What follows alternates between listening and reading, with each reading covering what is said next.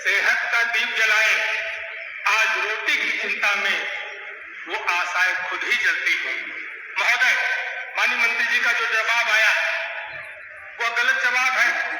Bharatiya Janata party की सरकार में आशा बहनों के जीवन में घोर निराशा और हताशा डालने का काम किया। महोदय, आपने कहा कि स्वास्थ्य कार्यकर्ता है, मैं कहता हूं कि उनकी नियुक्ति एनएचएम विभाग से maternal and child health motivator के रूप में हुई है और इसीलिए आशा कार्यकर्तियां लगातार आंदोलन कर रही कि मुझसे राज कर्मचारियों का काम करवाया जाता है, तो मुझे राज कर्मचारी का दर्जा क्यों नहीं दिया जा रहा है? मानो इसीलिए मैं कहता हूं आपके पास अवसर है, आप श्रेय ले लीजिए, नहीं तो 27 में समाजवादी पार्टी की सरकार होगी, उनको राज कर्मचारी का दर्जा भी देंगे और वेतन भी बढ़ाने का काम करेंगे। मानवर, मैं आपके माध्यम से माननीय उप मुख्यमंत्री जी से मैं पूछना चाहता हूं कि अगर आप राज कर्मचारी नहीं मानते तो सरकारी पोर्टल पर डेटा एंट्री कराने का काम आप आशा वर्कर से क्यों कराते हैं?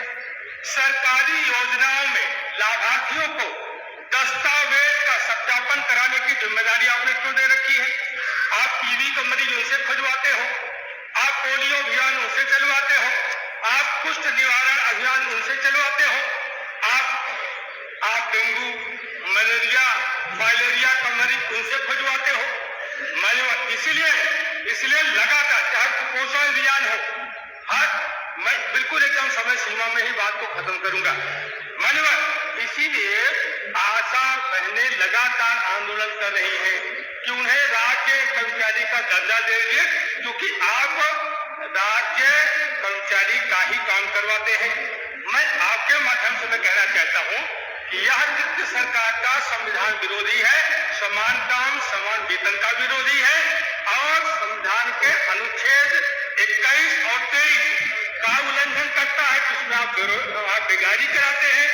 तो मैं आपसे पूछना चाहता हूं, क्या आशा कार्यकर्तियों को राज्य कर्मचारी का दर्जा देंगे, उनका वेतन देंगे और उनका इंसेंटिव बढ़ाने पर विचार करें कि नहीं करेंगे? बहुत कम शब्दों में जवाब मानना देंगे। माननीय संदीप जी, दो लोगों का नाम है बोलिए। श्री संदीप।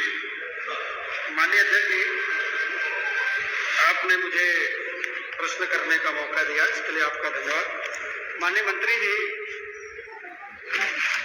एक तरफ तो वर्तमान सरकार लखपति दीदी बनाने की बात करती है और वहीं पर दूसरी तरफ जो हमारी आशा बहुएं हैं, जो रात दिन धूप में रात में मेहनत करके काम करती हैं, मैं समझता हूं कि चाहे जिस तरह की भी जानकारी, चाहे कोरोना से लेकर के आज तक जो भी जिम्मेदारी आशा बहुओं को दी गई, आशा बहुओं ने राज्य कर्मचारी से भी ज्यादा बढ़ चढ़ करके अपनी जिम्मेदारी निर्वहन करने का काम किया है। लेकिन जब वो अपने हक अधिकार की बात करती हैं तो मैं समझता हूं, जहां तक मुझे समझ में आता है कि चाहे जिस भी संचारी रोग की जानकारी लेनी हो, चाहे टीकाकरण का सवाल हो, उसमें सबसे ज्यादा बढ़ चढ़ करके कोई हिस्सेदारी करता है तो आशा बहुएं करती है। वहीं दूसरी तरफ हमारी एनएम बहनें हैं, एक तरफ एनएम है जिनको जो है राज्य कर्मचारी का दर्जा दिया गया, वहीं तरफ हमारी कुछ एनएम बहनें हैं जिनको संविदा कर्मचारी के रूप में नियुक्ति की गई। लेकिन दोनों लोगों के मानदेय में बहुत फर्क है। काम दोनों लोगों से बराबर लिया जाता है, लेकिन मानदेय में बहुत फर्क है। आशा बहुएं भी मैं समझता हूं कि एनएम से किसी भी दशा में कम काम नहीं करती हैं, लेकिन उनको तो मानदेय के नाम पर कुछ दिया ही नहीं जाता है। इतना तक माननीय अध्यक्ष जी कि जब हमारी आशा बहुएं प्रसव के लिए लोगों को लेकर सीएससी में जाती हैं तो रात भर उनको सड़कों पर रहना पड़ता है, उनके रहने तक का भी कोई इंतजाम सीएससी में नहीं किया गया है। तो मैं माननीय मंत्री जी से बहुत कम शब्दों में समय में रहते हुए केवल एक सवाल करना चाहता हूं कि क्या जो हमारी एनएम बहनें हैं, जिनको राज्य कर्मचारी, जिनको पूर्णकालिक रखा गया, जो संविदा में रखा गया, दोनों का मानदेय बराबर करने पर सरकार विचार करेगी? दूसरा प्रश्न है कि जो आशा बहुएं हमारी जो प्रसव के दौर में CHC में जाती हैं, उनको रहने के लिए कमरे का उनको रहने के लिए व्यवस्था कराया जाएगा कि नहीं कराया जाएगा। इससे ज्यादा एक बहुत बड़ा विषय है कि जो आशा बहुएं रात दिन काम करती हैं, जब उनके प्रसव का समय आता है तो उन्हें किसी भी तरह से मातृत्व लाभ नहीं दिया जाता है। क्या इस पर सरकार विचार करने का काम करेगी कि उन्हें भी मातृत्व लाभ जो है की सुविधा उपलब्ध कराएगी? माननीय मंत्री जी। माननीय मंत्री जी। माननीय अध्यक्ष जी, माननीय सदस्य ने जो कहा है, जब से भारतीय जनता पार्टी की सरकार आई है, आशा वर्कर्स का मानदेय हमने 2 गुना किया है। आपका हाल सुन लीजिए, आप देते थे 1000 रुपया, आपकी सरकार जो भारतीय जनता पार्टी सरकार जिसको आप इंगित करें, वहां 2000 रुपया देने का काम चल रहा है।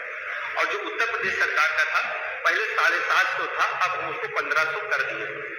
और इसके अतिरिक्त हम उनके संपर्क में रहते हैं। ये मैं सच्चाई से कहा करता हूँ। आशा वर्कर हमारे विभाग की रीढ़ की हड्डी है और हम पूरी तरह से उनका सम्मान करते हैं। उनके प्रतिनिधिमंडल से हम लगातार संपर्क में रहते हैं और कहीं भी ये जो आपने कहा है ना, ये जिला जब मुझे पता चला कि समाजवादी पार्टी सरकार 4 गांव बन चुकी सरकार, कबो नहीं सोची। अब जो वैसी तक बैठिए जाएंगे तो इनका परेशानी हो नहीं, परेशानी का हो नहीं, परेशानी का यह ना है कि आशा वर्कर, इनका परेशानी यह है कि कैसों तन जुगाड़ लगे और जो मुंशी प्रेमचंद की कहानी नहीं है, तो बैलों की कथा, वो जुगाड़ लगे रहते हैं लगाने, लेकिन सफलता मिलने वाली ना ये जुगाड़ लगा वाला ना है। ये समझ लो अच्छी तरह से केवल ये मुंगरी लाल का हसीन सपना है, कुछ चुनाव होने लगा। अभी सेक्टर के आधे भी नहीं बिछी हो, अगली दाई जब चुनाव हो 27 में यहाँ अगर तो अट्टे हो इतने नहीं बिछी हो, ये केवल गुमराह करके वोट ली और दाव दी नहीं जनता का, कबहू जनता साथ खड़े नहीं चाहिए। इनका काम चाहिए बंबई के लिए फिल्म स्टार और बाइस्कोप देखिए है और कौन काम इनके लगे देखे। मानी संदीप जी जो पूछेंगे, संदीप जी की बात से हम सहमत हैं। हम रहे व्यवस्था कर दी CSC पर आशा वर्कर का रहे तो पूरा इंतजाम है और उनके लिए पूरी चिंता सुरक्षा की गई। रात में सिक्योरिटी गार्ड अलग से लगा हुआ था। और बता दें, जो मातों का अवकाश खातिर कहा गया है, मातों का अवकाश खातिर कहा गया कि नहीं मिल रहा है। और जब तक ये सरकार आई भारतीय जनता पार्टी, तब से उनका छुट्टियों का जो है ना पूरा उनका इंतजाम, दवाई का इंतजाम सब हम कर रहे हैं। और ये कागज में है, चाहे जाके पलट के देख लो और कोई बातों बताओ नहीं करिए। आपने कौन सी बोली में बोला? ये अवधि में बोला आपने? तो सारे सदस्य अपना अपना बोला करें इसमें अपनी अपनी भाषा में। प्रश्न क्या 3 कमाल अब आ गया। सब बहनों से क्यों करवाते? सवाल ये था, शुरू से करवाया जा रहा है, वो नया काम नहीं है। सामाजिक कार्यकर्ता मानते हैं जब से था तभी से करवाया।